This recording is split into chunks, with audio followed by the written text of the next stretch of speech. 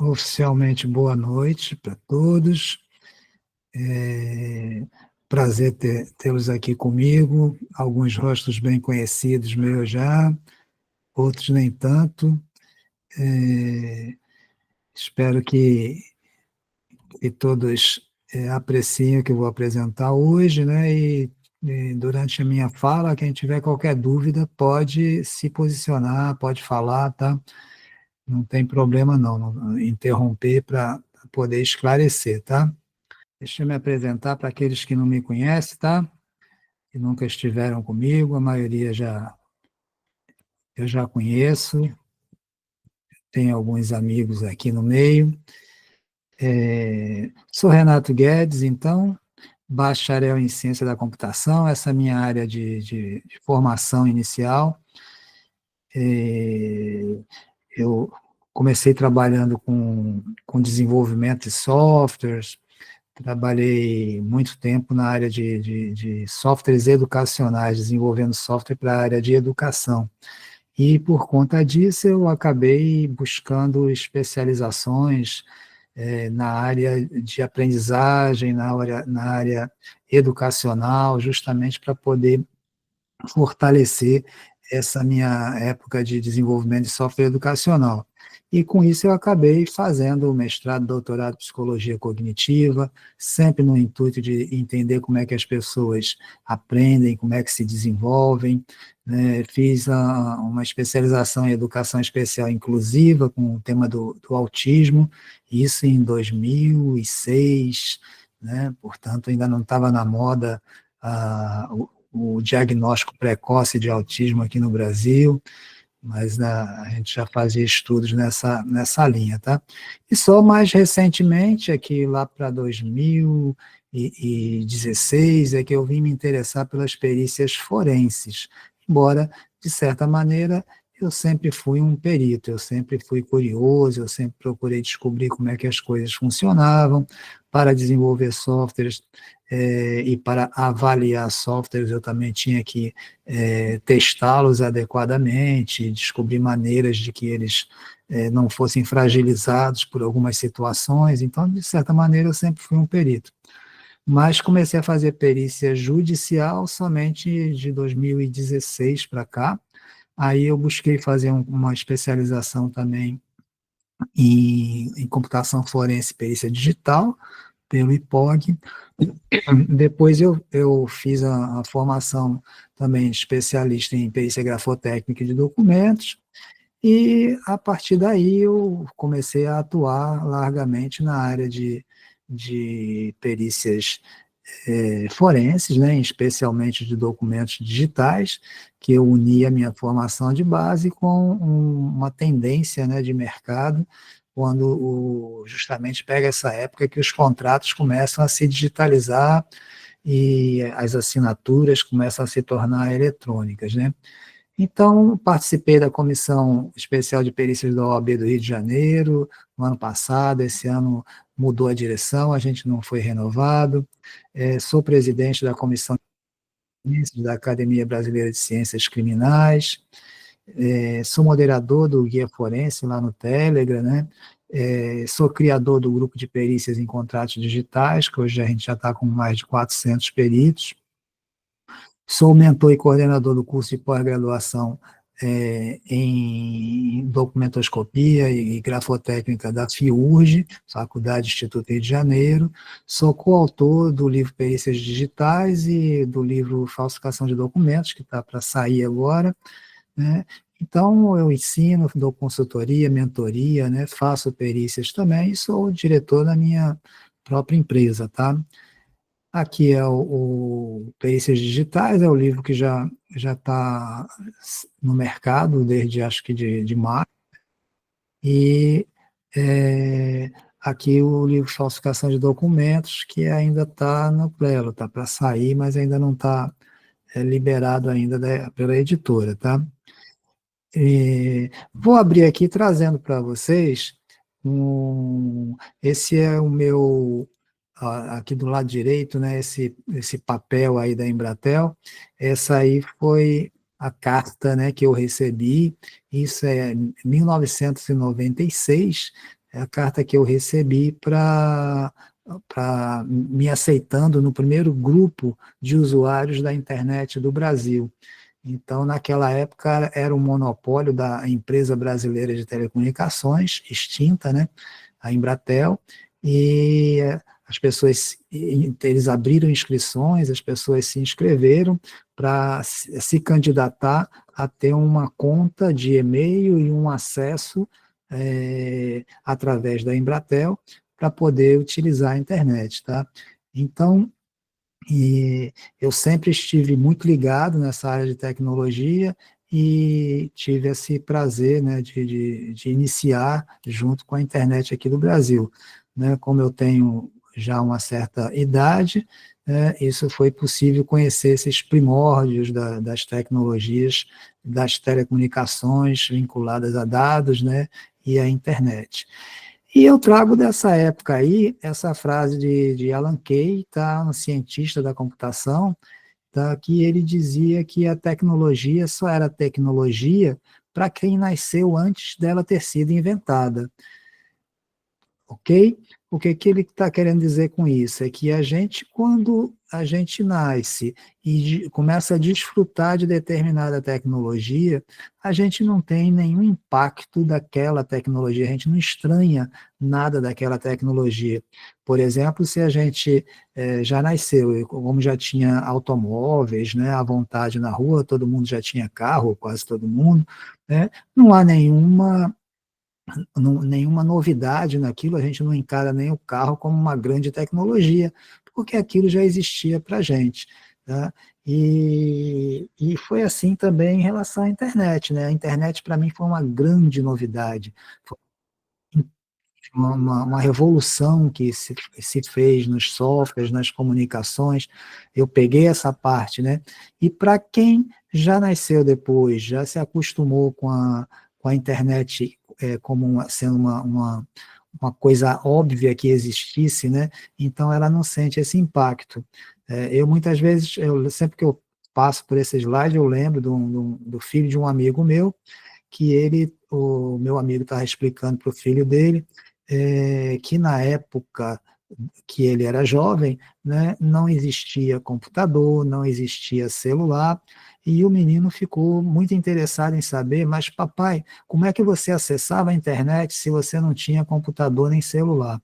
Ou seja, a internet para o menino, que já está hoje aí comum para todos, né? A internet para ele era uma coisa que já existia, assim como o ar que a gente respira, né, como a eletricidade que a gente utiliza, tá? A internet também era uma coisa que está sempre aí, ela não é uma tecnologia nova e por isso ela não tem impacto sobre eles. Tá?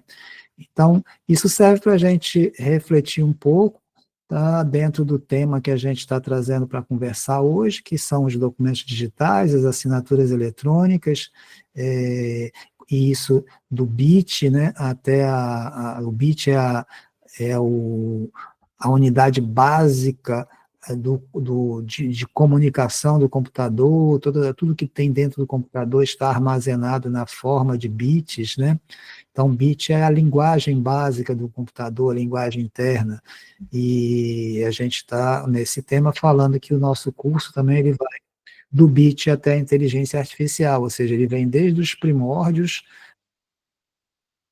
computadores até a inteligência artificial, que é o topo da cadeia no momento, né, nessa área de computação, tá?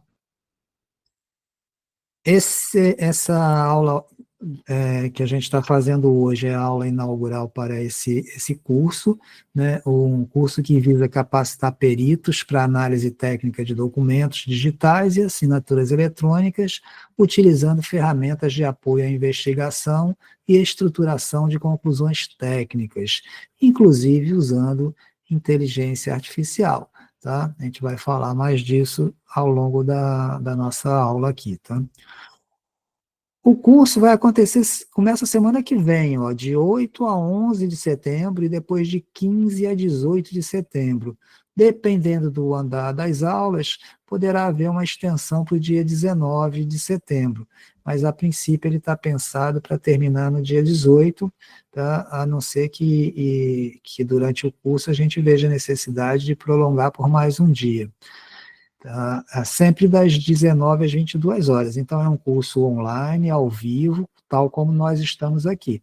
Tá? É um curso online, ao vivo, as aulas ficam gravadas, né, e depois a gente, utilizando contas do Gmail, né, todo mundo tem que ter uma conta do Gmail para poder assistir às aulas gravadas, porque a gente compartilha através do YouTube, que é uma ferramenta muito boa de utilização para vídeos, né?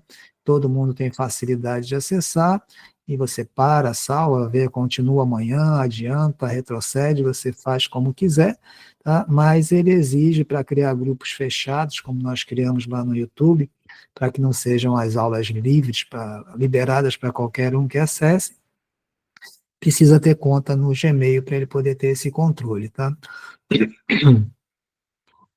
Durante os cursos, o curso, né, os slides são fornecidos, tá? Assim como também são fornecidos modelos para laudo, modelo de petição, modelo de intimação, para o produtor do documento, para o provedor de internet, para a empresa de telefonia. Então, tudo que você precisa para poder atuar como um perito de documento digital e assinatura eletrônica é disponibilizado durante o curso, tá?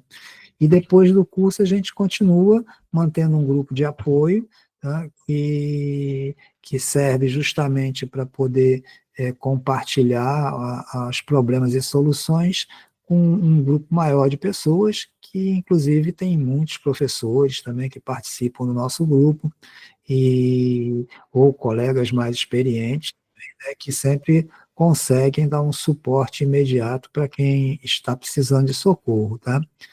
Nosso curso vai ter exercícios diários, né? Diariamente eu vou liberar um formulário de perguntas e respostas, né? Um formulário do Google Docs, tá? Vamos lá, que é para que a gente possa acompanhar o desenvolvimento de vocês, para vocês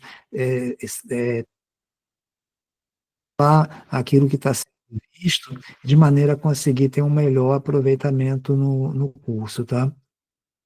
Os certificados são 60 horas, contando com a participação dos exercícios, tá? Porque a gente conta que haverá essa extensão fora do hora-aula do curso aqui presencial, né? Mas que haverá, existirão, né, essas atividades, esses exercícios que vão complementar essa carga horária, tá? Questão de valor é com a Apigerge. Esse curso é uma parceria da Apigerge com a RG Perícias, e ela que determina o valor, ela que faz a inscrição, ela que cobra, né, ela que controla a grade, e ela definiu 3 níveis de preço: R$ 1.200 é o curso, é o valor do curso para quem não tem nenhum vínculo, né, com a Apigerge. R$ 1.000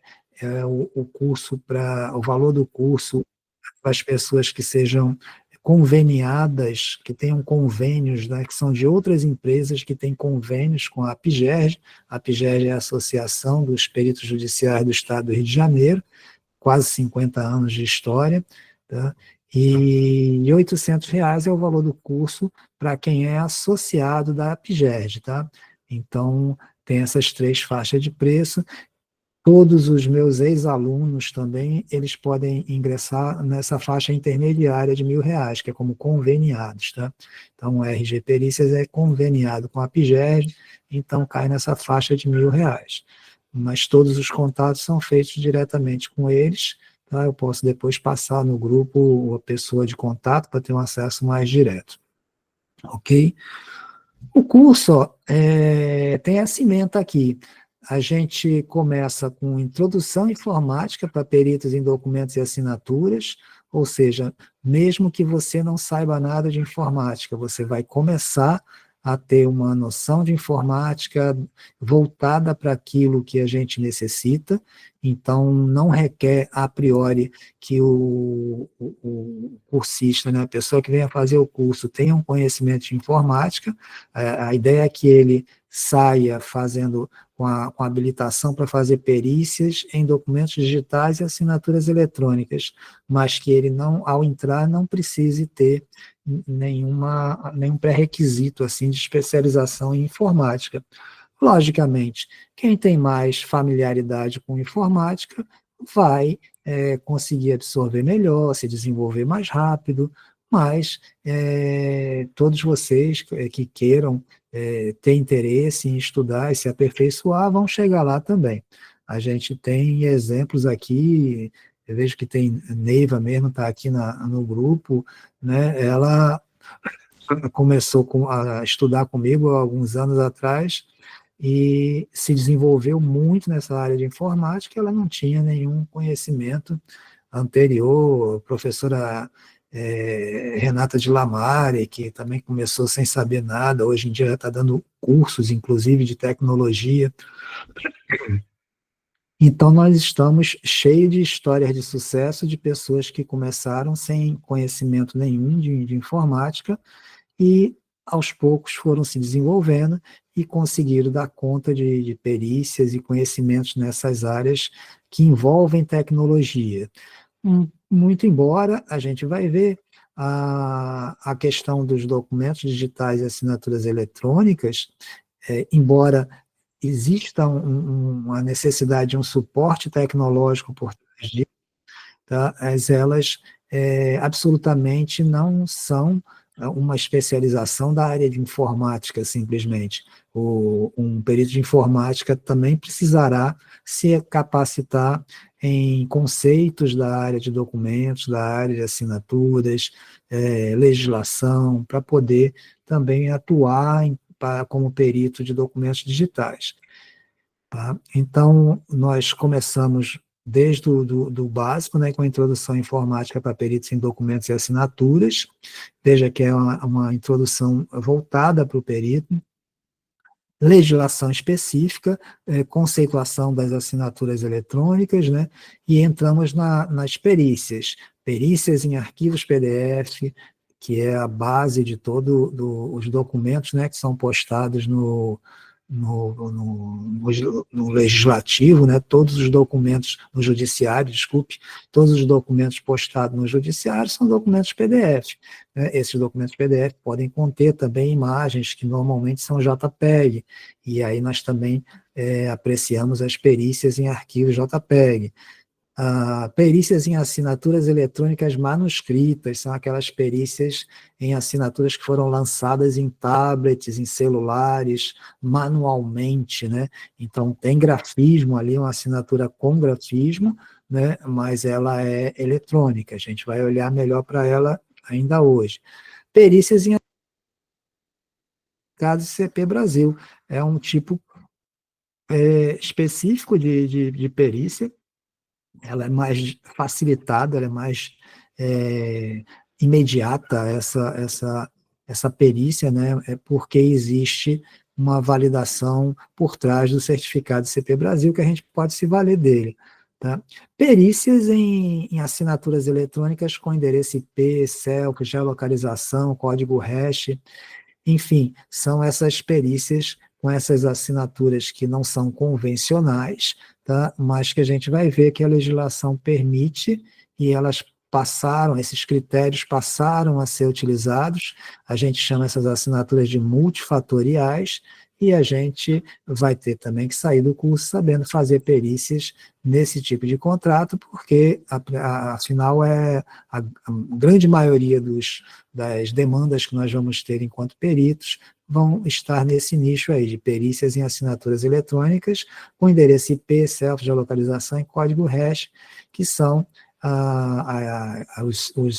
uma assinatura que a gente chama de multifatorial, porque tem vários fatores buscando autenticar ou dar autenticidade para aquele documento. E aí uma coisa vai estar ligada à outra, né? Se você faz a perícia com assinatura multifatorial, você vai utilizar o que aprender em perícias em arquivo PDF, para poder também observar o documento apresentado, enfim, a gente vai falar mais disso, vai ficar mais claro ao longo do caminho.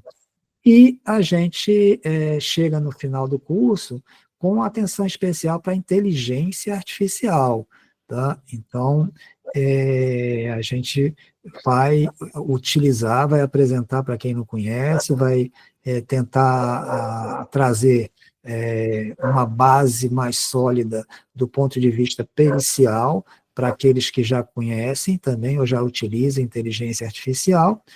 Esse ano eu dei 4 cursos de inteligência artificial e muitos alunos já usavam, já faziam muitas coisas, tá? E mesmo assim, acho que todos saíram elogiando, porque todos tiveram a oportunidade de conhecer um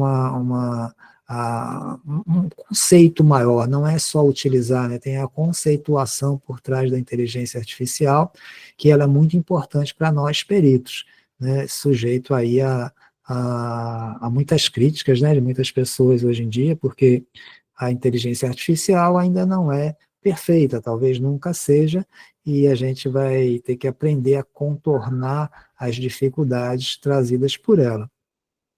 O curso também fornece modelo de laudo, modelo então para intimações, modelo para requisições de dados, enfim, a ideia é justamente essa, que a gente tenha um curso do BIT até a inteligência artificial, que dê conta de tudo que a pessoa necessita, tá?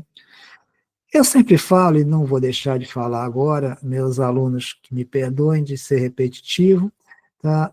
Mas eu tenho que trazer isso, eu tenho que falar das revoluções industriais, para a gente entender em que pé, em que momento da humanidade, do desenvolvimento humano na questão de tecnologia, em que momento nós estamos, eu preciso trazer esse quadro.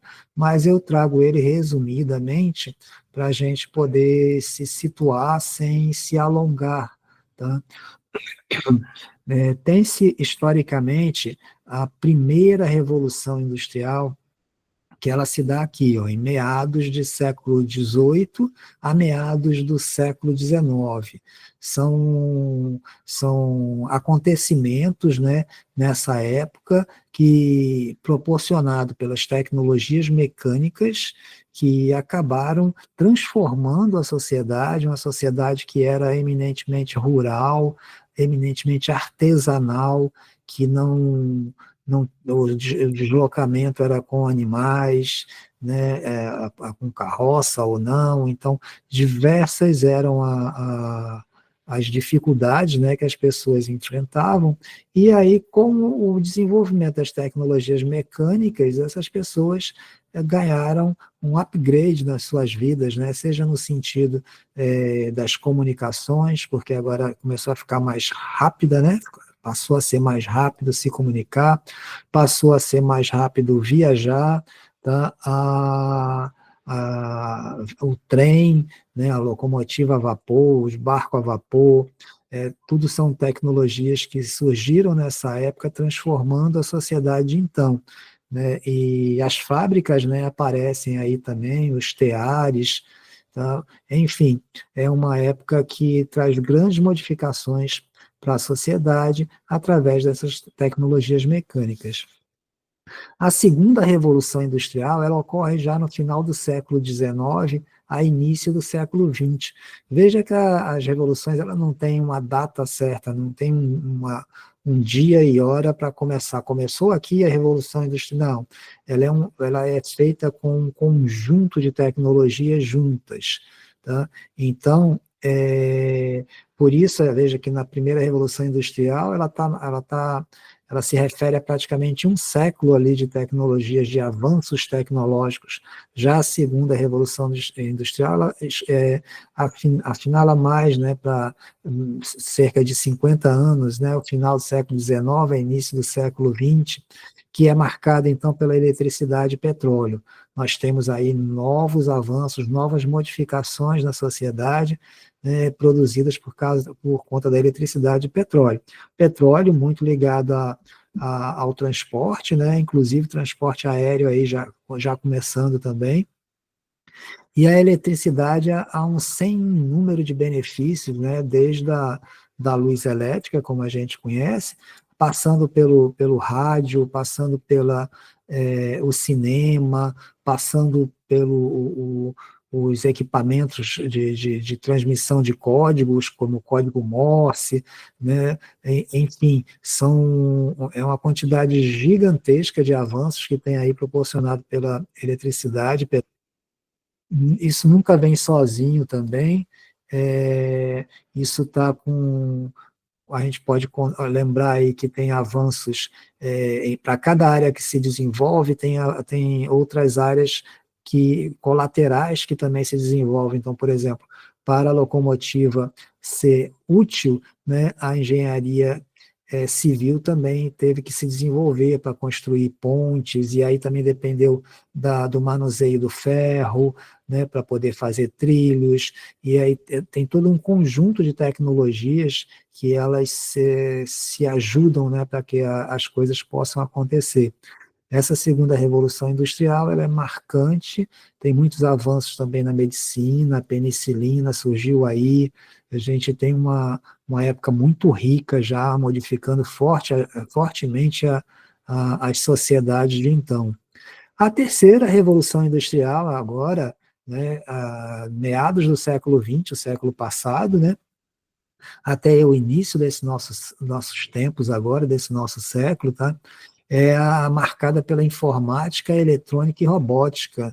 E a gente que nasceu nessa época, que viveu essa época, a gente tinha a impressão de que esse já era o auge das indústrias, da revolução industrial, a gente achava que estávamos já vivendo esse auge, por conta do computador, por conta do celular, da selfie, né, do e-mail, permitindo comunicações instantâneas, né, das redes sociais, dos avanços enormes, né, na medicina, muita tecnologia de ponta aí para carros automatizados, né, enfim, um sem número de tecnologias e de recursos que foram postos à disposição da sociedade, que transformou completamente as nossas vidas. Tá? Quem tem aí um pouquinho mais de 30 anos, 40 anos, sentiu ainda esse impacto muito forte, né? Quem está muito novo talvez não tenha notado muita mudança, mas foi drástico, foi muito forte, muito poderosa essa terceira revolução industrial.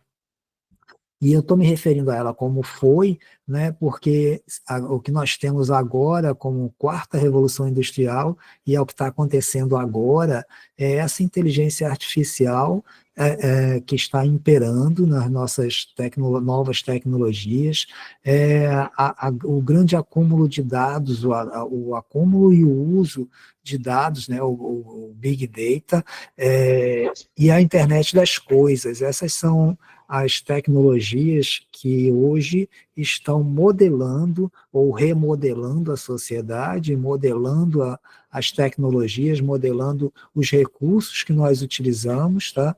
E, notadamente, a inteligência artificial.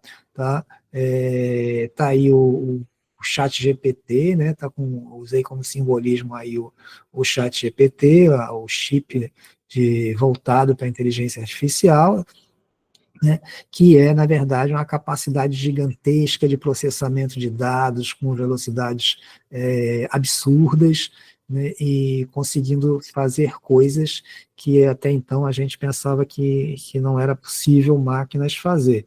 Embora no, nos livros, né, de ficção científica, né, a gente já lia muitos dos acontecimentos que estão chegando agora. Essa semana a gente viu a China com a sua exibição lá de armamentos, e ela demonstrou também e passeou, né, apresentou também armamentos a laser, ou seja, aqueles lasers que a gente via nos filmes de ficção científica, né, em que um laser destruía outra pessoa, outra nave, outro objeto, né? Isso agora já é possível, né? A China já utiliza, já dispõe de equipamentos, né, bélicos, né, que ao invés de atirar um projétil, ao invés de atirar uma bala, né, ele atira laser e com isso causa dano ao seu inimigo, tá? Então, gente, essas tecnologias todas estão marcando e cada vez que elas chegam, elas modificam completamente a sociedade. A essas tecnologias, nós damos o nome de tecnologias disruptivas. Tecnologias disruptivas, então, são aquelas tecnologias que rompem com o passado. Tá? Não é qualquer tecnologia, sim aquela tecnologia capaz de romper com o passado. Tá? O, a gente pensar o que é uma tecnologia disruptiva. Não precisa ir muito longe. Ó. Se a gente pensar no o e-mail, por exemplo, é uma tecnologia disruptiva. Ele praticamente acabou com aquele envio de cartas, né? As pessoas escreviam a carta, ia no correio, botavam um selo, aí postava lá no correio, aí depois essa carta ia ser conduzida por meio ou terrestre ou aéreo, se fosse para outro país ou para outro estado, outra cidade, lá um carteiro ia levar essa correspondência até a casa, até o destino, né, daquela correspondência, e aí a pessoa finalmente recebia lá a mensagem, né, e depois para responder tinha aquele mesmo procedimento. Quando o e-mail chegou, acabou praticamente com essa história, né? Hoje em dia ainda existe, lógico, as remessas, as correspondências, mas elas estão focadas mais em alguns nichos, né? Principalmente na questão de documentos empresariais, essas coisas assim, contratos, tudo, e isso está acabando também, aos poucos, mas está acabando. Tá? Então, o e-mail, a tecnologia, né, do e-mail foi uma tecnologia disruptiva, ele rompeu com o passado. Tá? O próprio Uber, né, se a gente pensar numa coisa recente, o Uber também é uma tecnologia disruptiva. Antigamente as pessoas queriam um táxi, né, queriam se deslocar através de um táxi, e elas iam para a beira da rua, para meio-fio, para esperar ver um carrinho lá que tivesse uma identificação de que era um táxi, para ela balançar o braço lá, acenar para ele, para que ele parasse, para que ela pudesse seguir no seu destino lá. Tá? Então, esse era o modelo, né, que você tinha para conseguir um táxi. Depois já existiam algumas iniciativas de fazer pelo teletáxi, né, fazer por telefone, a pessoa ligava e pedia um táxi para tal endereço, já começou a mudar um pouco, a melhorar, ficar um pouco mais fácil, mas o Uber transformou completamente isso, né? A tecnologia dos carros de aplicativo, né? Não só do Uber, né? Mas derrubou completamente essa antiga tecnologia que era utilizada, né? O Uber passou a ser a referência agora para a gente pegar um carro de aplicativo. A gente simplesmente saca o celular, escolhe lá o destino, sabe quanto tempo vai demorar para o carro chegar, para a viagem acontecer depois, né, por onde é que vai andar ou não. Então, é uma tecnologia completamente disruptiva. Então, se a gente pensar, por exemplo, o automóvel, ele é uma tecnologia disruptiva? Sim e não, né? Ele foi disruptivo lá no início do século passado, porque as pessoas andavam a cavalo. E aí, quando entrou o carro na comercial, né? Comercialmente podendo ser adquirido, ser utilizado, tá? Aí ele foi uma tecnologia completamente disruptiva que, aos poucos, foi fazendo desaparecer os velhos cavalos, charretes, né? Aquele tipo de veículos ou tipos de dispositivos para viagens, né, que eram feitas. Ora, até hoje ainda existam, né, os animais, as carroças, mas em um grau muito insignificante frente ao grau dos veículos. Mas de lá para cá, o automóvel ele passou a ter melhorias, a se desenvolver, ficar mais rápido, ficar mais confortável, com designs diferentes, né, mas não foi mais disruptivo, né? Disruptivo ele foi lá no começo. Na hora que os carros começam a voar, isso já está sendo previsto agora, a China já prevê que até 2030 já vai começar a ter carro voador na China, então isso vai ser disruptivo, né? Você agora tem um carro que você possa sair voando, né? Feito aquele filme do Jetson, né? Aquele desenho que existia, ainda existe, né? Mas existe, era muito famoso antigamente, né? As pessoas vão sair voando por aí com o seu veículo particular. Então, essa é a diferença da tecnologia comum para a tecnologia disruptiva. E aí, gente, falando mais da nossa relação de perito, né, falando mais dos nossos documentos, a gente tem que os documentos digitais, né, eles começam aí a partir de 1950, que é aproximadamente quando começam os computadores comerciais. Então, é a partir daí que a gente tem, começa a ter documentos digitais. Digitais porque eles estão na forma de dígitos, né? Ele está na forma da linguagem do computador, ele está depositado na memória de um computador. E isso começa a acontecer a partir dos anos 1950. Documento o documento digital, né, ele é definido como, pode ser definido como qualquer informação armazenada ou transmitida na forma de bits, que é a linguagem interna do computador. Tá? Veja, informação armazenada ou transmitida. Então, ela não precisa ser um documento estático, né, como a gente costuma se lembrar de um documento, né? E ele tem ainda algumas características adicionais. Eles podem ser nato digitais ou digitalizados, né? Sendo nato digital aquele documento que nasceu em meio digital e permaneceu em meio digital. É como se fosse um documento que a gente cria no Word e utiliza um token para assinar esse documento, transforma ele em PDF, utiliza um token para assinar esse documento.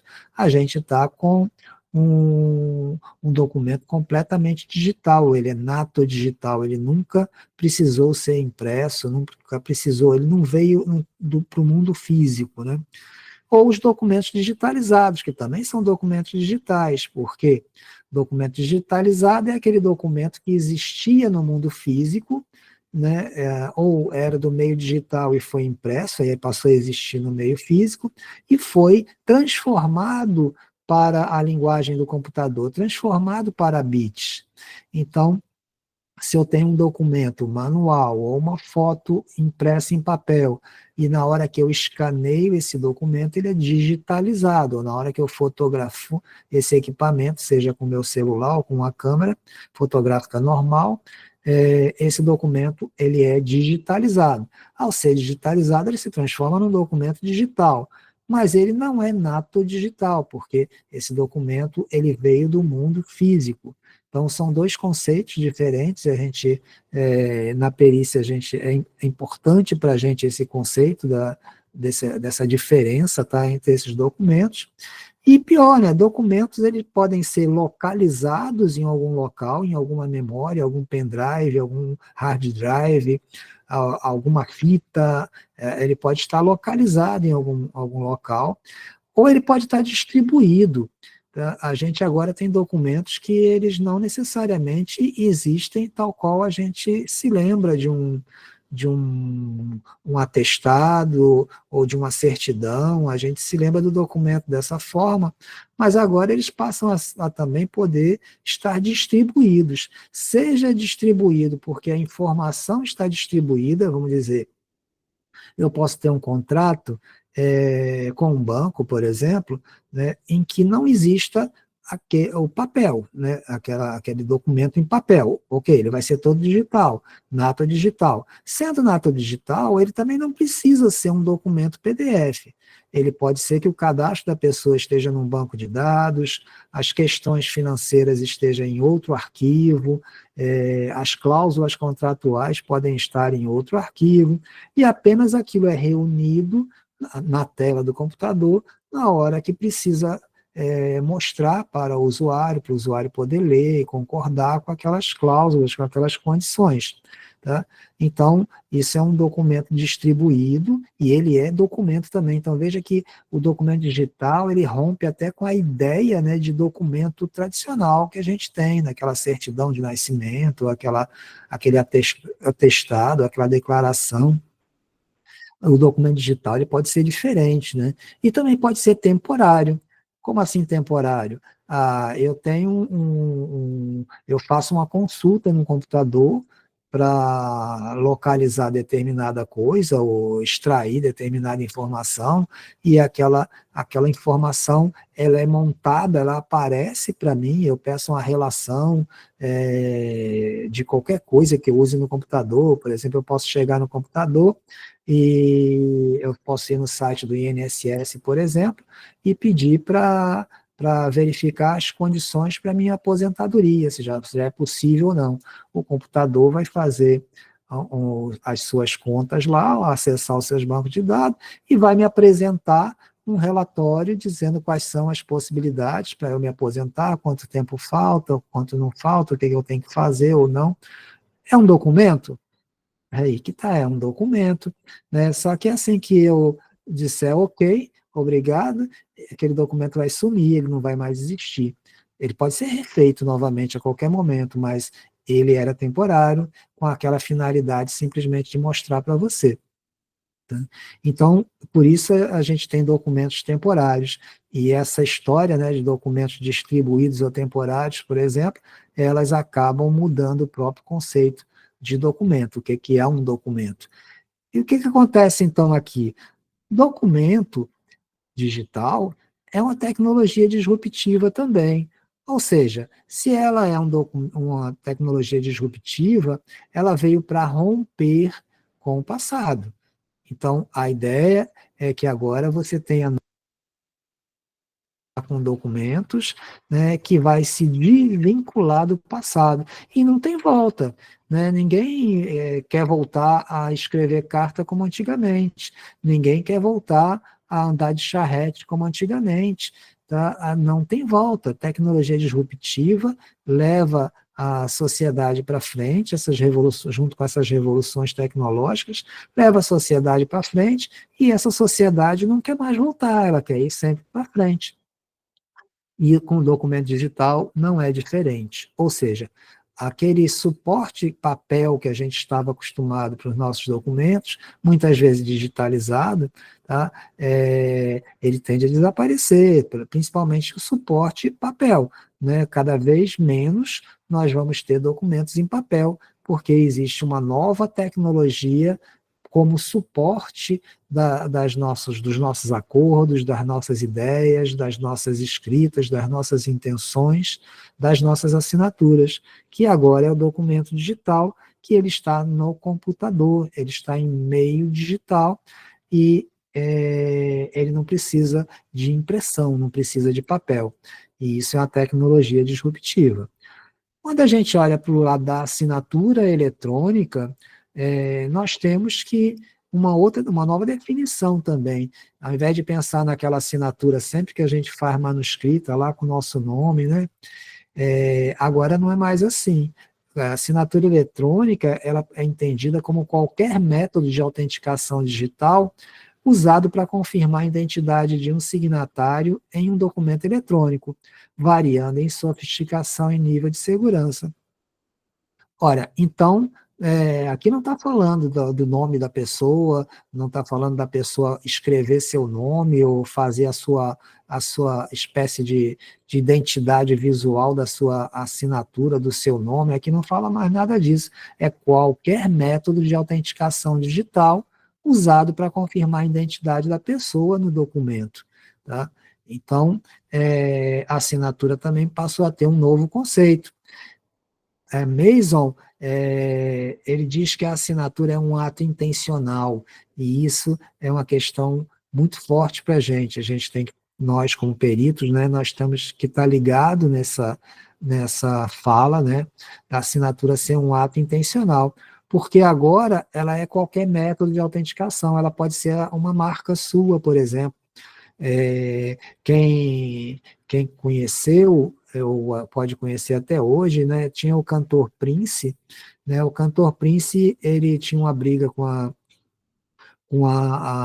cantor e compositor, instrumentista, multi-instrumentista, Prince, né, ele tinha uma briga com a gravadora dele, e em determinado momento ele disse, ó, eu não me chamo mais Prince, o meu nome agora é esse símbolo aqui, e apresentou um símbolo lá, é, e as pessoas na mãe, tá, como é que eu falo, pronuncio esse símbolo? Não, não tem pronúncia, esse símbolo não tem som.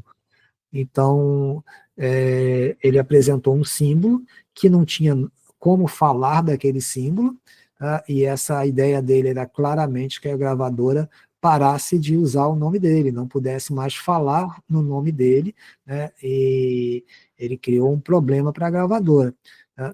E aí acabou as pessoas chamando que aquele que antigamente se chamava Prince, né? Passar nas reportagens, coisa e tal, passou a utilizar uma siglazinha até para definir que seria aquele que antigamente se chamava Prince. Ah, ok, mas aquela é a marca do Prince, então se eu pegar aquela marca e botar num contrato, o Prince assinou aquele documento, aí a gente tem que lembrar de Mason, a assinatura é um ato intencional, ou seja, a marca dele pode existir, mas pode não ter sido ele. Tá? É o que a gente, acho que muitos de vocês já ouviram falar, esses contratos assinados lá com selfie, não sei o quê, né? Aí a pessoa diz, não, a foto é minha, mas não, eu não assinei isso. Tá? Então, a assinatura precisa ser um ato intencional. Tá? Essa é a grande sacada da questão de assinatura eletrônica. E aí, de novo, a gente tem que a assinatura eletrônica, ela é uma tecnologia também disruptiva, porque ela também vai romper com o passado. Tá? Não tem jeito, ela está rompendo com o passado. A assinatura manuscrita pode existir ainda por mais tempo, porque ela pode ser feita também nos tablets, nos celulares, tá? Não no papel, porque o papel tende a acabar mais rápido. Tá? Então, a assinatura manuscrita ela pode continuar sendo lançada em meio eletrônico, em lousa digital, tá? Mas esses meios alternativos, por exemplo, aqui acho que todos somos peritos e a gente assina todas os nossos laudos, as nossas petições, a gente assina digitalmente com o nosso certificado digital. Ninguém usa mais a assinatura manuscrita no papel. A gente não faz mais isso, tá? Eventualmente, quando a pessoa não tem o certificado digital para assinar, ela pode até imprimir, assinar e depois escanear, né, para tentar enviar para algum lugar, mas isso não tem mais vez, está acabando. A assinatura eletrônica, ela é uma tecnologia disruptiva, tá? É, Quando é que isso começa? Como é que é a história dessa coisa no Brasil, tá? Ela começa aqui, na medida provisória 2200, de 22 de agosto de 2001, quando foi instituída a infraestrutura de chaves públicas brasileira, ICP Brasil, que é justamente para garantir a autenticidade, a integridade e a validade jurídica de documentos em forma eletrônica. Aplicações de suporte das aplicações habilitadas que utilizem certificados digitais, bem como a realização de transações eletrônicas seguras. Então, a MP2200 é um marco aqui no Brasil, seguindo a linha que já existia na Europa e dos Estados Unidos. A gente aqui repete a legislação europeia praticamente, tá? Para dizer que, criando essa infraestrutura de chaves públicas, né? A gente tem esse diferencial, que visando garantir a autenticidade, a integridade e a validade jurídica de documentos em forma eletrônica, e essa infraestrutura de chave pública brasileira é aquela que todo mundo que tem token aqui, tem o token através do ICP Brasil. É ela que nos dá essa garantia de autenticidade e de integridade. Acontece que, ao mesmo tempo que a legislação nos traz essa força aqui da assinatura com o ICP Brasil, que garante a autenticidade, a integridade, a validade jurídica de documentos, ao mesmo tempo que ela faz isso, ela também, no artigo 10, ela não obsta a utilização de outro meio de comprovação da autoria e integridade de documentos em forma eletrônica, inclusive os que utilizem certificados não emitidos pela ICP Brasil, desde que admitido pelas partes como válido ou aceito pela pessoa a quem for oposto o documento. Ou seja, de um lado ela traz segurança, a medida provisória, né? Traz segurança com a infraestrutura de chaves, ICP Brasil. E do outro lado, ela abre, né, para não obstar, não impedir a utilização de outro meio de comprovação da autoria e integridade de documentos em forma eletrônica, e não especifica o que seria isso. Tá? E com isso, cria uma espécie de problema, ela cria uma situação que deixa aberto para que empresas, pessoas interpretem e utilizem outros meios, sem que esses meios estejam exatamente definidos. E aí, esse problema acarreta em quê? Que até o final dessa década, cerca de 80% dos documentos serão nato digitais, se não antes, tá? Firmados com assinaturas eletrônicas. Desde 2006, os documentos digitais são a base de todas as petições e documentos no sistema judiciário brasileiro. 2006 é a lei do processo eletrônico que implanta justamente a possibilidade, não, a exigência de que todos os tribunais se adaptassem para o implantar, né, e passar a utilizar somente o modelo de documentos eletrônicos, tá? Isso veio em 2006, foi implantado aos poucos, né, mas todo mundo já tem hoje, né, já está aí rodando isso há muito tempo. Tá? Então, com isso, a gente tem que esses documentos nato digitais, que precisam ser assinados de alguma maneira, tá?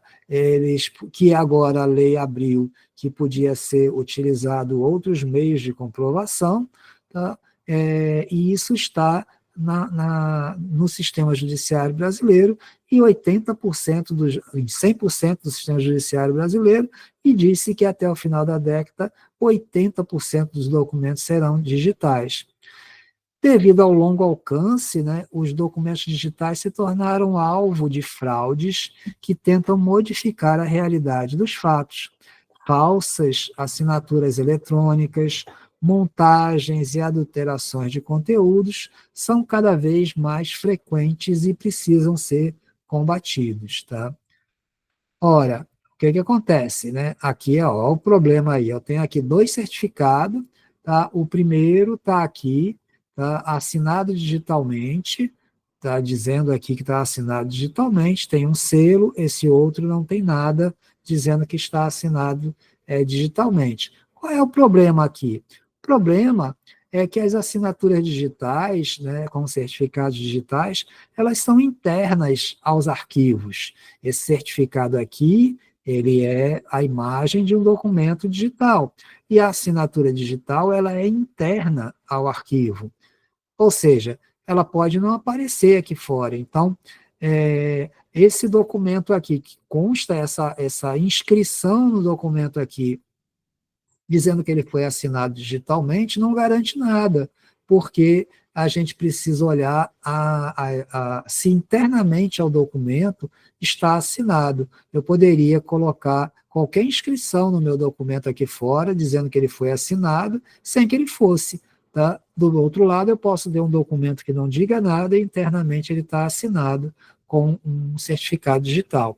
Então, esse é um problema para validar essas questões. São problemas que, para a gente, são desafios, né?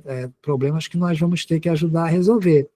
Aí, problemas, ó, ainda está meio confuso para muita gente, né? Essa questão dos documentos digitais é uma coisa nova para juízes, para advogados, para peritos, enfim, para todo mundo, né?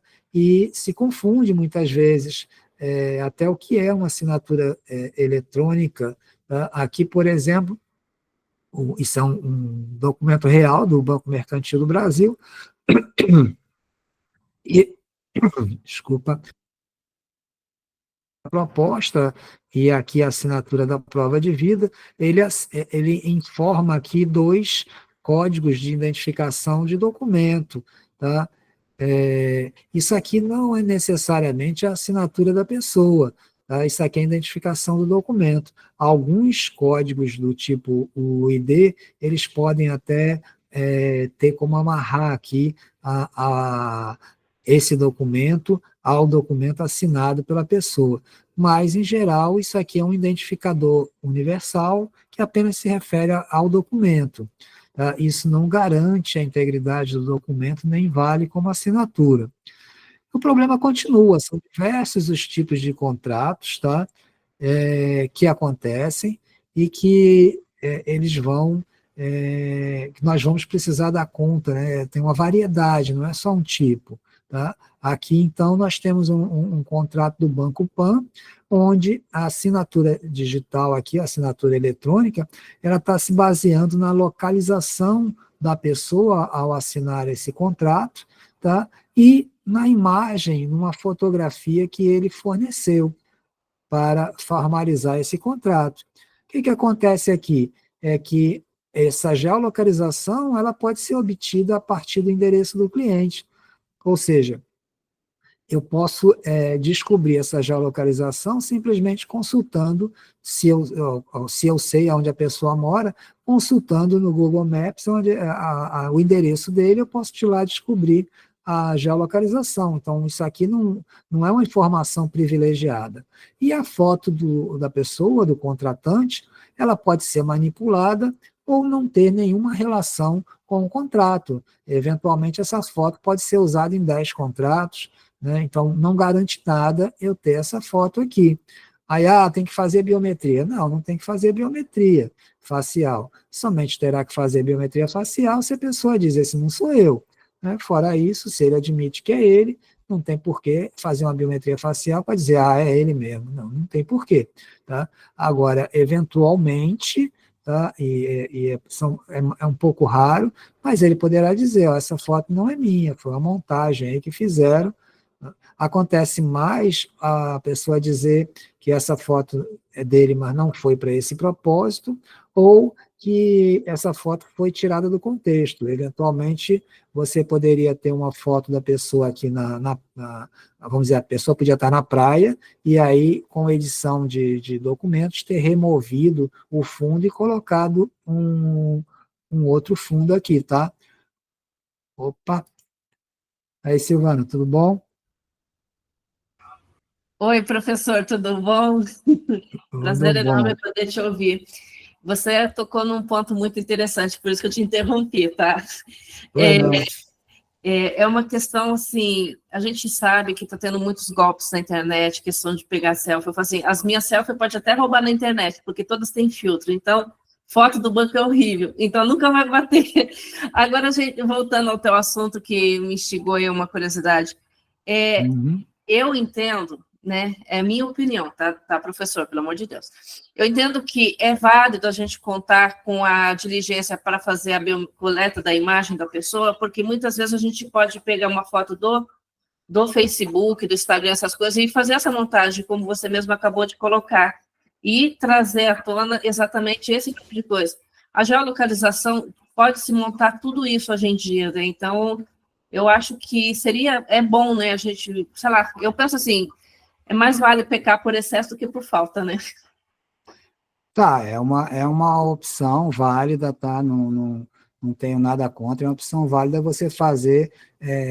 O que você está buscando, na verdade, você não está buscando se a pessoa é a pessoa, você está buscando ver se houve uma montagem, Exatamente, para né? ter um conjunto de coisas que Isso, faz a gente trazer a conclusão numa assinatura digital se aquilo foi realmente assinado ou não. Então, eu acho que isso. cabe exatamente a gente trazer à tona isso, por quê? Porque a foto pode estar, porque a gente tem que sempre ver além da imagem, o que tem no fundo, né? E isso é importante. Isso, mas isso não é biometria facial, entende? Porque aí você está fazendo a análise da imagem. você pode fazer dois tipos de análise, tanto a análise da imagem em si, da imagem como um todo, né, não do rosto da pessoa.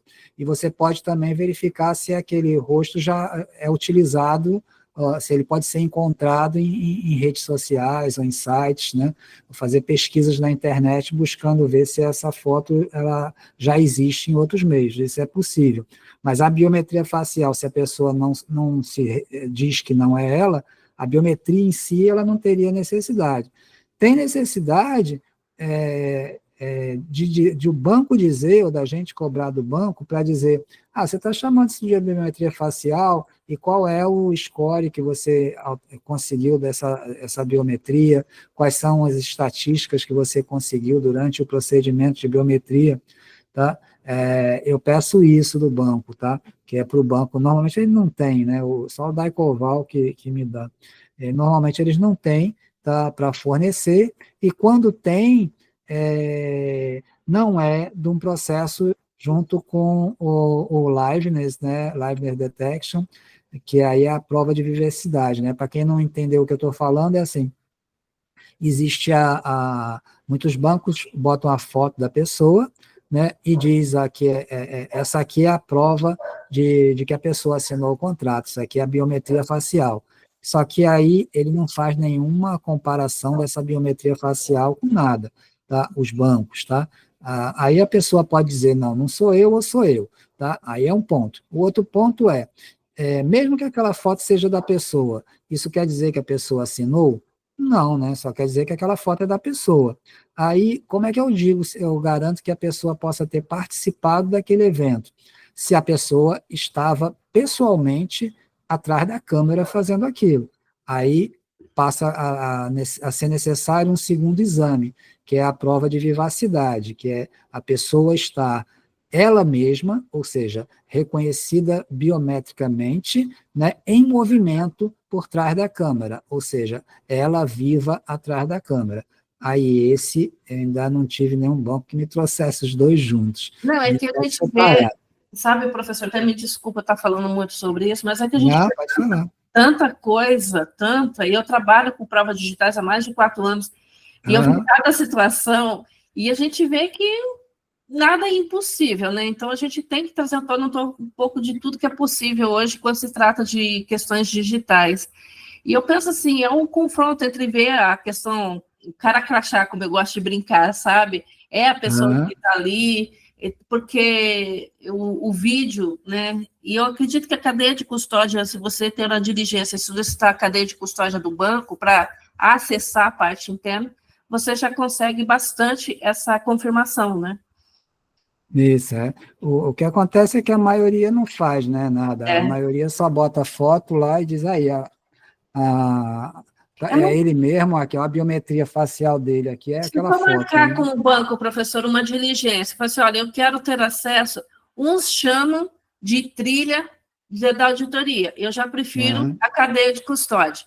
Aí o que acontece? É muito difícil você, vamos supor, não pedir, porque eu não quero pedir, eu falo assim, eu quero ver. É muito difícil eles aceitarem uma situação dessa? O que acontece é que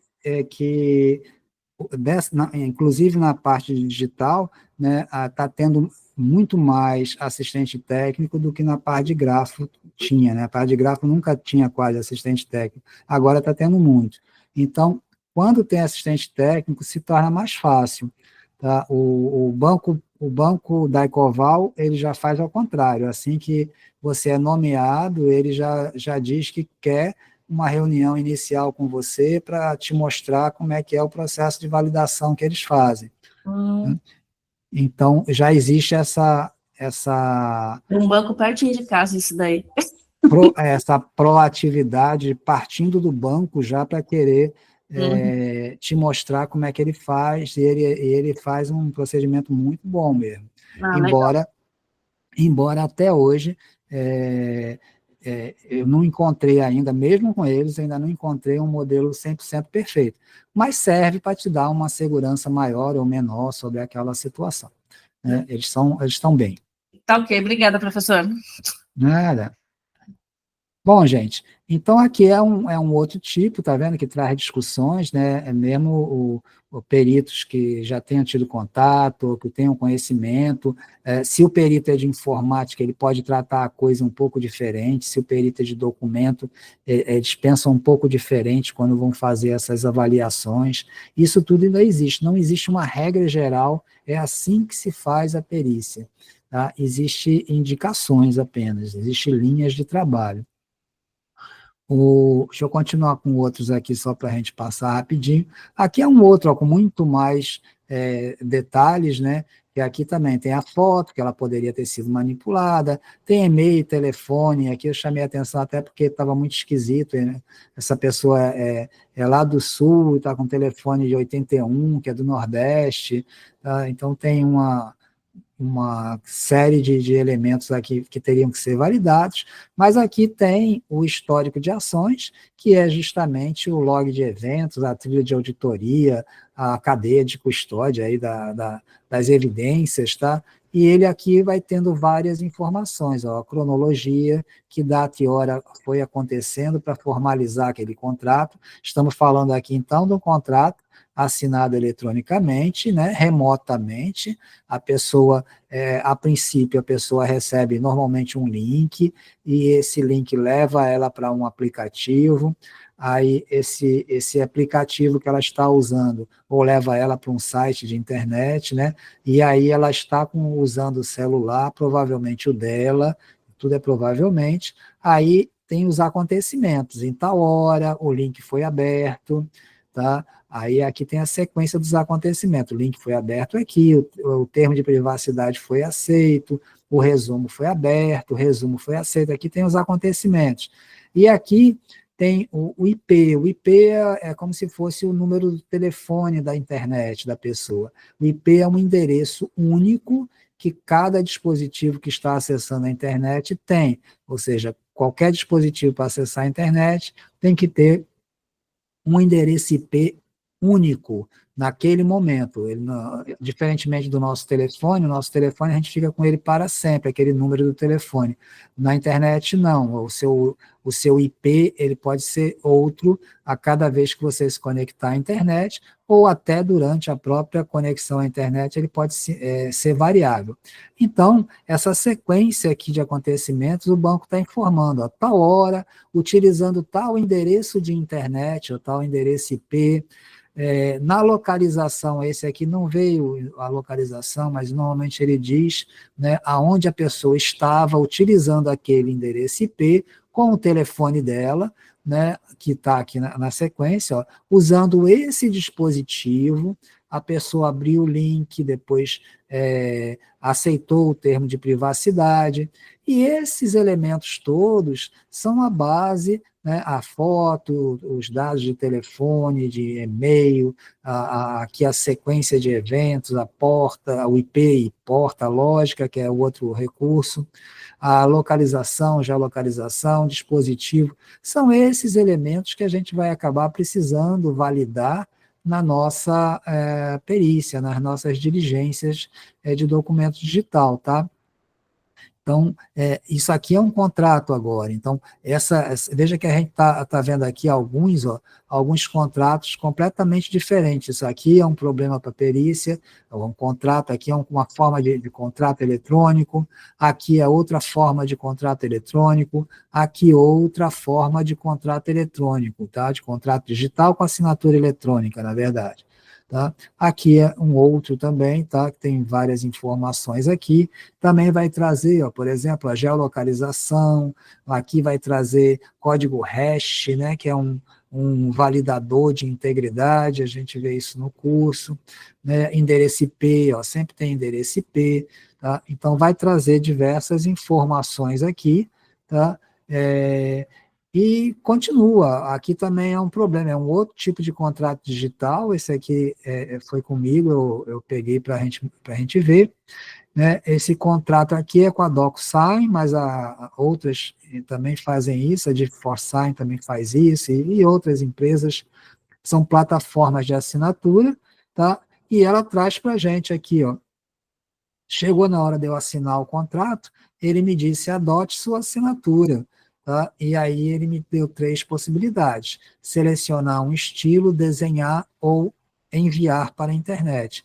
Como é que é isso? Ou eu aceito aqui um estilo de assinatura e vou depois, quando eu clicar aqui, ó, adote e assine, né? Na hora que eu fizer isso, eu vou estar selecionando, eu vou estar concordando que essa assinatura passa a ser a minha assinatura, tá? Então, o que acontece hoje em dia? Chega documentos com essa assinatura e, às vezes, até o juiz chama a perícia grafotécnica para ser feita aqui. E pior que tem perito que faz. Isso aqui, eu já vi perito fazendo mais de uma vez e já vi perito ainda dizendo que era da pessoa, ainda por cima, né? Então, está acontecendo de tudo nessa coisa, nessa confusão. Isso aqui não é uma assinatura de verdade, né? Isso aqui, ó, se a gente perceber aqui, toda letra E vai ser igual, toda letra A vai ser igual, tá? Essa assinatura aqui, ela é gerada por uma fonte cursiva, do mesmo jeito que a gente seleciona lá, fonte Arial, fonte Times New Roman, né? Aqui é uma fonte Lucida cursiva, por exemplo, é uma fonte daquela de computador. E aí, muitas vezes, todo mundo se engana, às vezes, nisso, quem não tem muita experiência, né? Às vezes o próprio advogado diz, a assinatura nem de longe parece com a da minha cliente. Aí o juiz manda fazer a perícia grafotécnica do documento no ID tal, tá? E aí quando chega para você diz, não, isso não é perícia grafotécnica, tá? A outra opção aqui seria eu desenhar minha assinatura com o próprio mouse, por exemplo, né? Ou então eu ter um arquivo já com a minha assinatura, com o desenho da minha assinatura, e eu fazer upload, eu enviar para a internet o meu arquivo, enviar para o site aqui, para a DocSign, para ele usar como assinatura. Tá? Então, isso também é assinatura eletrônica, mais um tipo de assinatura eletrônica que a gente está vendo. E tem, aí aqui lembrando que a grafotécnica aqui não se aplica, né? Aí tem também a questão das assinaturas manuscritas lançadas em tablets. Olha só, aqui tem sem mundo de possibilidades e principalmente, ó, essa possibilidade aqui, ó, você pode escrever com o dedo, com o mouse, tá? E o que acontece aqui? A gente faz todo um estudo durante o curso, a gente vai se aprofunda nisso aqui, né? Porque tem todo um estudo para a gente identificar se é possível fazer essa perícia aqui, até que ponto é possível fazer, porque existem muitas perdas na hora que uma pessoa assina com o dedo, ou na hora que a pessoa assina com o mouse normalmente é imprestável, tá? Mas começa que você não sabe se a pessoa assinou com a caneta ou se assinou com o dedo.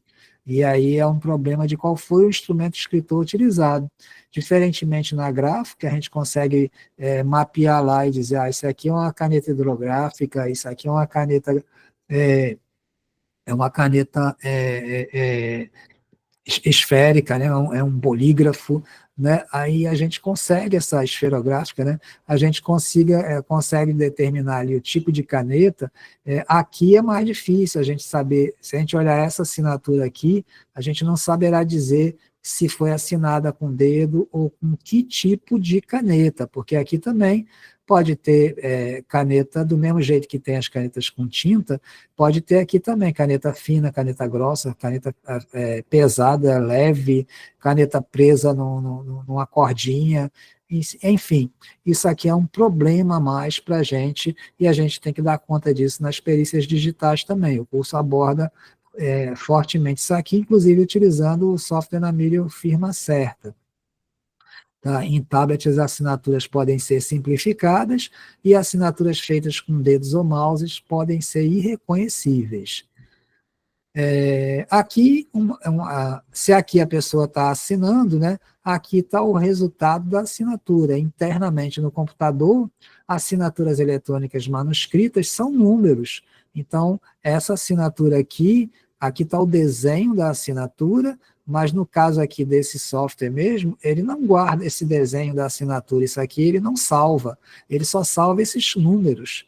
Tá? E, quando necessário, a partir desses números, ele gera a assinatura.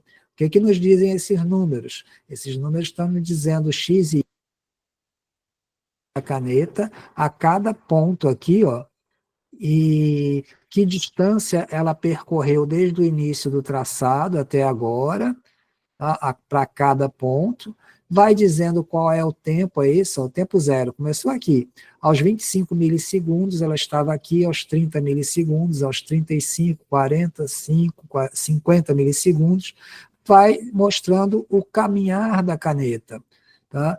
E a pressão que ela estava exercendo no instrumento, no suporte, ó, a pressão do instrumento escritor sobre o suporte digital. Aqui no caso, ó, como a pressão aqui está toda zero, isso aqui está começando, isso aqui é um gesto aéreo ainda antes de começar a assinatura, mas o equipamento já detectou que houve um movimento da caneta para começar a escrever, e aí esses movimentos antes, entre letras, ó, isso aqui em branco também é gestos no ar, o movimento anterior à escrita e posterior à escrita também são acumulados e servem para ser analisados como elementos também de perícia grafotécnica, tá? Aqui é perícia grafotécnica, mas você pode não ter o desenho da assinatura, apenas números. E aqui você vai detectar, ó, olha aqui aqui está um gesto aéreo, porque a pressão está zero. Se a pressão for começando devagarzinho e aumentando, aí é um ataque vindo do infinito, né? Enfim, você tem todas as características aqui. Aqui são quantos gestos, né? Quantos levantamento de caneta, esses que está com o circunflexo, e o interno é quantos gestos existem nessa assinatura, tá? Então, são problemas também dessa digitalização, desse mundo digital de assinaturas eletrônicas, tá? Tendências, né? O que está acontecendo? A demanda por perícia digital só cresce, enquanto a perícia em documentos físicos diminui drasticamente, tá? Grafotécnica caindo, DOC tradicional caindo e documentos digitais subindo cada vez mais a quantidade de nomeações e de documentos a serem periciados. Isso traz para a gente, né, esses desafios da perícia digital, e agora para onde a gente vai, como é que a gente faz, tá? E a gente tem, ó, que isso é um problema, é um risco grande, mas é uma oportunidade também para a gente, é uma oportunidade para você. Tá? A perícia em documentos digitais e assinaturas eletrônicas, ela é uma gigantesca oportunidade para os peritos grafotécnicos, para os peritos de documentos e para os peritos de informática, porque faltam profissionais qualificados no mercado. A quantidade de documentos está crescendo assustadoramente, e a quantidade de peritos que fazem perícias digitais ou de assinaturas eletrônicas ainda é muito pequena. Tá? Então, isso é uma oportunidade para quem partir primeiro, né, e se tornar conhecido nas varas, até porque a vara às vezes está testando. Tá? É comum, às vezes, a gente pegar uma nomeação em que já se passou por 3, 4, 5, 6, 7 nomeações e o perito declinando, dizendo que não tem aquela especialidade. Aí, quando a vara encontra um perito que tem, aí ela não larga mais aquele perito, lógico. Se ele fizer um trabalho decente, ela não larga mais ele, tá? Porque identificou nele um perito diferenciado dos demais, tá? Então, é uma oportunidade para a gente. Tá? É uma oportunidade que também dá honorários mais justos, né? A gente tem uma recomendação de honorários mínimo de 6.875, embora, especialmente para o Nordeste, Norte, a gente dificilmente consegue valores assim tão expressivos, tá? Mas no Sudeste, no Sul, não é tão difícil conseguir honorários nessa faixa. Existem tabelas de associações de peritos indicando com esse caminho, tá? Vamos entender, então, o que é a prova pericial em documentos, para tentar clarear, para a gente entender nesse mundaréu de coisa que a gente está falando, tá? A gente tem aquele monte de documentos diferentes ali, cheio de... Um tem foto, o outro não tem, um tem IP, o outro não tem, né? Um tem o documento escrito, né, manuscrito, o outro não tem.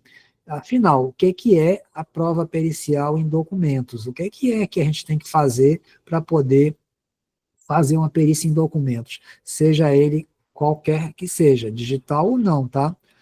A gente tem basicamente dois eixos de investigação apenas, tá? O eixo da integridade, que refere-se à garantia de que o conteúdo de um documento não foi alterado após sua criação ou assinatura. Então, isso é integridade, é um dos eixos primordiais aqui da prova pericial. A gente tem que validar a integridade do documento, ou seja, de que ele não foi alterado após sua criação ou assinatura. Não interessa se ele é digital, não interessa se ele é um documento físico. Integridade está valendo isso aí.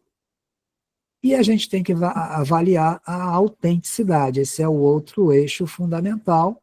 Tá? A autenticidade refere-se à origem do documento, a certeza de que ele foi realmente produzido ou assinado pela pessoa ou entidade declarada como autora. É isso, prova pericial em documentos, você tem que validar a integridade e a autenticidade. Então, note que, embora a gente esteja falando, de documentos digitais, né, o conceito é um conceito ainda do perito de documentos, né? O eixo da prova pericial em documentos está na integridade e autenticidade, do mesmo jeito que o perito grafotécnico ou o perito doc faz hoje, tá? Na sequência, o que acontece? A gente tem que, que uma das... Só voltar aqui um instantinho. Peraí. Prova pericial em documento, integridade e autenticidade, ok? Caminhando, o que acontece? Para autenticação multifatorial, é o recurso que mais tem sido usado pelas empresas, pelos bancos, para poder determinar a autenticidade, para poder indicar a autenticidade do documento, tá? E aí, ó, o que é autenticação multifatorial? Lembra que a gente falou lá no começo que tinha aqueles fatores todos, né, que tinha endereço IP, hash, foto, né? Tudo aquilo eram fatores de autenticação. Então, todo contrato, atualmente, ele tenta ser assinado com essa autenticação multifatorial. Isso nada mais é do que mais de uma forma de comprovar a autenticidade, mais de uma forma de comprovar que foi aquela pessoa que assinou esse contrato, tá? A autenticação multifatorial, ela se divide em três categorias. Eu sou, que é a inerência, tá? Aqui, basicamente, se refere à biometria.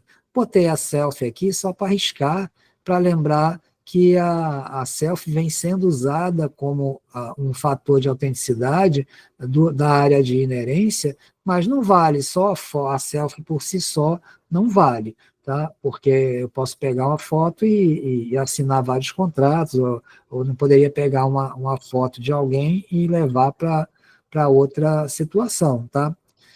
O outro grupo de autenticação multifatorial é o eu tenho. O eu tenho é posse, é token, arquivo, celular, qualquer coisa que a pessoa possa ter, inclusive uma localização, a pessoa pode ter uma localização também, né? Isso tudo está nesse grupo de posse. E o terceiro grupo é o grupo de conhecimento, é uma senha, uma pergunta, é a coisa que a pessoa saiba. Então, eu sou, eu tenho, eu sei, são os três grupos que são utilizados de fatores, né? Os três grupos de fatores que são utilizados para assinatura. Quando a gente tem uma assinatura ICP Brasil, quando a gente fez aquela assinatura ICP Brasil, ao construir aquela assinatura, a gente precisou ou fazer uma biometria com a digital, os dedos, né? Ou já com a selfie, a gente precisou fazer uma biometria.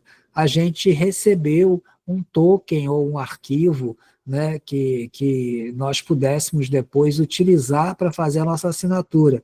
Então, ó, cumpriu esse grupo eu sou, cumpriu o grupo eu tenho, e nós criamos uma senha, tá, de nosso controle, nossa criação e controle exclusivo, para poder usar aquele certificado digital.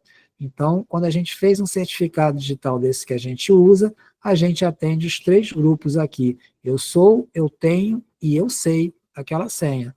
E por isso a assinatura com o ICP Brasil, ela dificilmente pode ser questionada. Assim, questionar, você pode questionar, mas dificilmente você vai ganhar, tá? Porque acontece fraudes em assinaturas de ICP Brasil, já aconteceu, inclusive fraudes com juízes, fazendo liberação, soltura de preso, pagamento de alvarás, né, isso usando certificados falsos, mas na verdade eram certificados verdadeiros, criados em nome de uma pessoa e utilizada por outra. Tá? Mas acontece. Mas, a princípio, os certificados ICP Brasil, eles não podem ser questionados, que dificilmente a pessoa vai ter razão, tá? Porque, no mínimo, ela teve que emprestar para alguém aquele token e dizer a senha. Então, é a responsabilidade dela, tá? A menos em casos de crime, né? Quando a pessoa é forçada a entregar, né? Bom, e a gente, para fazer essas validações, aí a gente vai precisar validar essas coisas, né? Para fazer essas validações, como a selfie, como o IP, como a geolocalização, né? Como a fotografia, a gente vai precisar utilizar diversos softwares, né? E recursos. Isso tudo a gente vai ver no nosso curso. O Namírio Firma Certa Forense, que traz assinaturas manuscritas, o Peritos, que é da Polícia Federal, o Solidossign, que é para validar assinaturas tipo ICP, e uma série de softwares, né, que a gente vai usar ao longo do curso, tá? Inclusive o ChatGPT e outras IAs generativas, né, para poder a gente compor esse nosso conjunto de ferramentas, né, que vai propiciar que a gente faça essas perícias digitais, tá? Aqui, ó, a gente não vai ter um curso do Firma Certa Forense, que embora a gente veja ele com detalhes, a gente não vai ter um curso do Peritos, porque existem cursos próprios desses softwares, tá? Nós vamos usá-los, tá? Mas não fazer um curso para dar conta de todas as possibilidades. O Peritos, por exemplo, ele pode ser usado para documentos PDF, para imagens, para vídeos, para comparação facial. Então, a gente não vai fazer esse estudo do Peritos, a gente vai utilizá-lo dentro da nossa necessidade da perícia digital ali de documentos, tá? Mas a gente vai ter contato com todas essas linhas de softwares e de recursos aqui que nós vamos usar durante o curso, tá? E vamos usar a inteligência artificial, né? A inteligência artificial como ferramenta de apoio pericial. Vamos entender as vantagens, desvantagens, as possibilidades e limites, né? A transparência algorítmica, vamos entender o que é isso, a responsabilidade legal quando a gente usa inteligência artificial. Vamos tratar de viés e discriminação quando a inteligência artificial tem tendência a defender ou apoiar determinada empresa ou determinadas pessoas. Tá? Vamos entender a questão da privacidade e proteção de dados. A gente pode chegar a jogar um contrato para a inteligência artificial, não é bem assim. Aí tem a questão de LGPD, privacidade, a gente tem que ter toda uma atenção aqui. Vamos entender as alucinações da IA, que é quando a IA nos dá respostas erradas, tá? Que se não tomar cuidado, pode levar você ao erro também. Então, tudo isso nós vamos ver na parte de inteligência artificial do curso. E, principalmente, a estrutura de prompts. Prompts são os comandos, né, que a gente tem que dar para a inteligência artificial fazer o que a gente quer, tá? A estrutura de prompts, né, e vamos fazer práticas com contratos reais, tá? E verificar os resultados que a gente pode chegar e se beneficiar da inteligência artificial. Tá? Então, por isso a gente trata esse curso com muito carinho, né, porque é um curso bem completo, que ele começa desde lá da noção de informática do bit, né, e chega até o uso da inteligência artificial para a perícia digital, tá, e assinatura eletrônica. Esse é o nosso foco. E aí você pode se perguntar, né, pô, e eu posso ser perito em documento digital e assinatura eletrônica? eu não tenho formação nessa área, como é que é isso? Tá? E a resposta é sim, tá? Você pode, porque isso continua sendo um assunto sobre integridade e autenticidade do documento. Isso continua sendo uma questão a ser resolvida, né, por um perito que saiba sobre isso, integridade e autenticidade. Toda a perícia de documentos se baseia nisso. Isso não é uma perícia de informática por si só. Tá? Existe também aqui uma tendência natural para nomeações. Os juízes estão acostumados a ver uma questão de assinatura, nomeia Renato lá, porque essa assinatura aqui tem que comprovar se foi ele, isso aqui é autenticidade, chama o Renato. Ok. E aí agora, quando veio uma eletrônica, ele vai chamar Renato também. Isso acontece normalmente, porque Renato resolve as questões de assinaturas para ele. E isso é apenas uma assinatura digital, apenas uma assinatura eletrônica, um documento digital, e deveria Renato também saber fazer isso. Na verdade, o que a gente está falando é que existe uma atualização tecnológica das atividades em documentos físicos, tá? Ou seja, o suporte que era o papel passou a ser um meio digital, o suporte agora está no meio digital. E a assinatura que era feita em tinta também está no meio digital, tudo isso são dados, tá? Mas se trata de uma atualização tecnológica, do mesmo jeito que passou do papiro para o pergaminho, que passou do lápis, né, a carvão lá, passou para a caneta tinteira, aquela caneta de pena, a caneta esferográfica, foi mudando a tecnologia, mas continuou sendo uma questão de documento, de papel, desculpe, de suporte e de assinatura, né, de autenticidade e do portador daquela mensagem, que é o suporte. Então, é uma evolução natural, né, de quem já trabalha com essa área. Tá? E, por fim, tal qual a grafotécnica, a informática não é profissão regulamentada, ela não tem conselho, né, para regulamentá-la, então, todo mundo que quiser entrar nessa área pode começar a estudar, a fazer seus cursos aqui com a gente, ou outros cursos, né, de informática.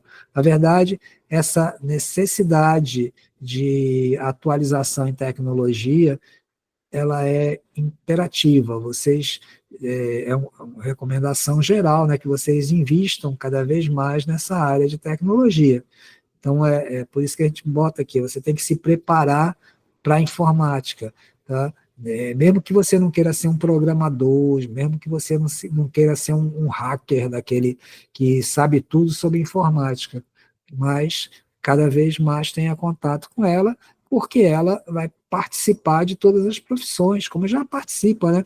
Mas cada vez mais vai participar de todas as profissões, e é um conhecimento necessário, assim como saber ler e escrever, saber ler e escrever também digitalmente, no mundo digital. Tá?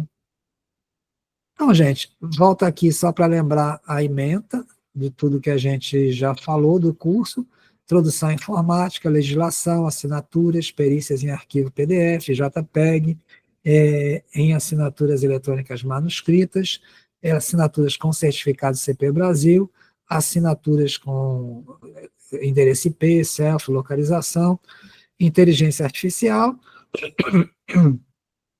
e modelos que vocês vão receber também durante o curso, de laudos, de intimações para requisição de dados, etc. Então, é um curso realmente do BIT até a IA, bem completinho, tá? Visa, né, capacitar peritos para análise técnica de documentos digitais e assinaturas eletrônicas, utilizando ferramentas de apoio à investigação e estruturação de conclusões técnicas, inclusive inteligência artificial. Tá? Começa a semana que vem, de 8 a 11, e na outra semana, de 15 a 18, sempre das 19 às 22 horas, aulas gravadas, requer conta no Gmail para assistir, slides são fornecidos, os modelos são fornecidos, drive com materiais, né, o Drive no Google com todos os materiais do curso, inclusive com os prompts, né, de IAs e os contratos usados como exemplo, contratos reais.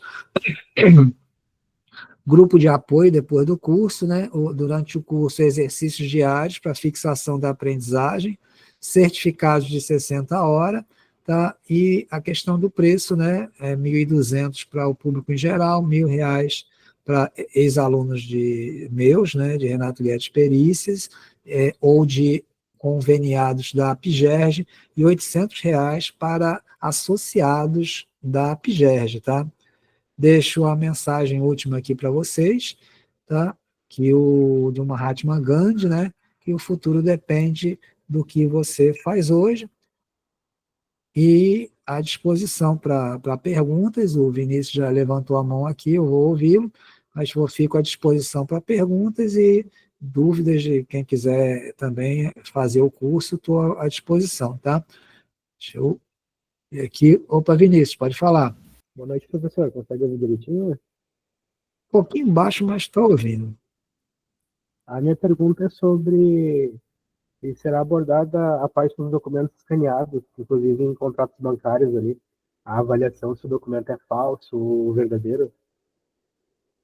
Eu só não entendi a primeira parte da sua pergunta. Documentos escaneados, você está falando? Isso, os documentos escaneados, inclusive em contratos bancários. Sim, sim, sim. A gente faz isso aí é através das perícias em arquivos PDF, documentos PDF. A gente faz a análise deles, tanto para o documento que é nato digital, aquele documento criado em meio digital, quanto para o documento que foi escaneado, tá? A gente faz essa análise utilizando softwares com ele, e tem todo um entendimento, né, acerca do funcionamento deles, tá? Perfeito.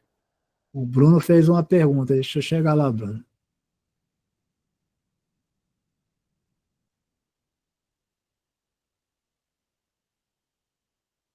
Bruno, pensando nas assinaturas avançadas, meu negócio aqui rola bem devagarzinho, Bruno. Pensando nas assinaturas avançadas, se é possível atestar a autoria do signatário ou somente quando for assinatura qualificada. Isso considerando que tudo pode ser manipulado e a foto, inclusive, não ter relação com o contrato. Ok, Bruno. O Bruno remete a uma classificação das assinaturas eletrônicas, que elas, pela legislação brasileira, pela Lei 14.063, elas podem ser do tipo simples, avançadas ou qualificadas. Qualificadas se refere às assinaturas emitidas pela ICP Brasil, dessas que a gente tem no nosso token, e essa existem alguns softwares e alguns sites que você chega lá e faz a validação com certa facilidade dessas assinaturas. As assinaturas simples e as assinaturas avançadas, em geral, são essas assinaturas multifatoriais, que compreende a fotografia, compreende o endereço IP, a geolocalização, o celular da pessoa,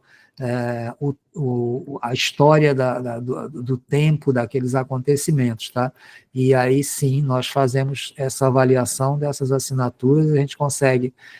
O que acontece hoje, na maioria dos casos, é que o banco muitas vezes pode até ter razão, mas ele não consegue demonstrar que, de fato, aquela pessoa participou daquele ato, ou seja, que a pessoa consentiu com aquele empréstimo por sua livre e espontânea vontade. Tá? Isso tem sido ainda uma luta dura para os bancos, mas a gente aqui, diferentemente do contrato, da perícia em grafo, por exemplo, em grafo é muito comum a gente dizer sim ou não, né, ter uma resposta absoluta, assim, para dizer é autêntico ou é inautêntico, é falso ou é verdadeiro. Aqui, na perícia digital, vão existir casos em que você vai poder dizer, não, é falso, aqui essa foto foi adulterada, aqui ela está, retiraram o fundo aqui, botaram outra coisa, então isso aí é uma coisa que seria, você poderia afirmar pela falsidade, Mas muitas vezes aqui a gente vai ter aqueles fatores todos, a gente vai analisar cada um dos fatores e a gente às vezes vai concluir assim, ó, de que conta a favor da hipótese de autenticidade tal coisa, tal coisa e tal coisa, e conta a favor da hipótese de inautenticidade tal coisa, tal coisa e tal coisa, tal fator, tal fator, tal fator. Vou dar um exemplo mais claro.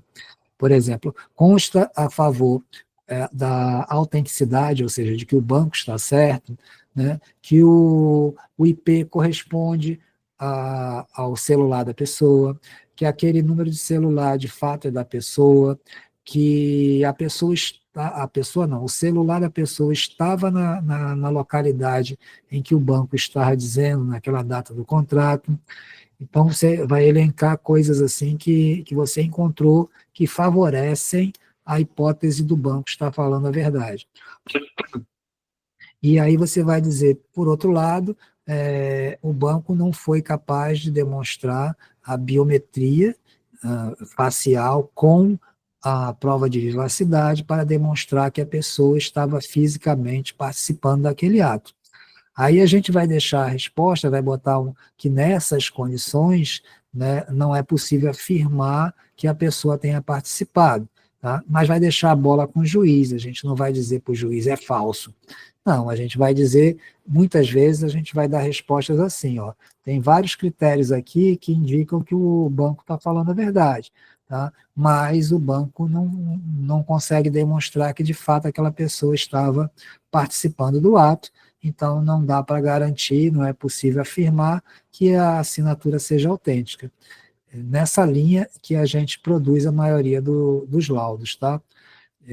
A gente às vezes vai dizer, ó, de fato, o celular da pessoa participou disso aí, mas não sei se a pessoa de fato participou.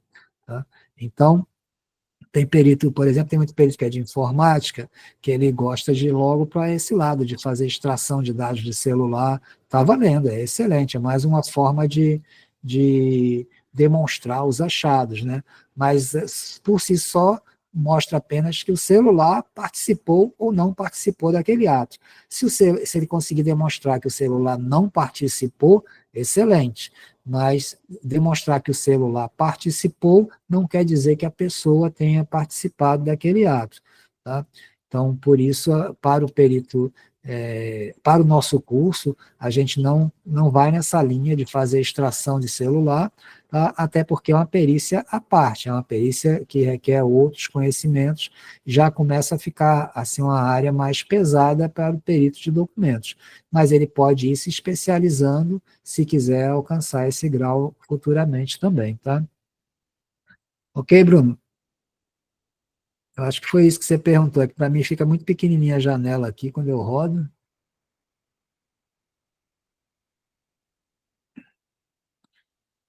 Vocês têm mais alguém com alguma pergunta?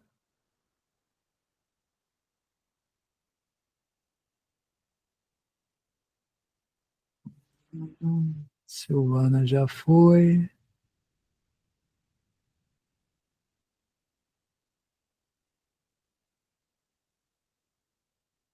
Ok, Maiara, muito obrigado. Vinícius passou. Certo. Bruno. Bom, gente, então, ó, eu agradeço então a participação de todos, tá? Fico à disposição de vocês e qualquer coisa, a gente se vê lá pelo curso ou aí pelos grupos aí, tá bom? Muito obrigado. Obrigada, professor. Fica com Deus. Boa noite. Eu vou encerrar aqui a nossa gravação.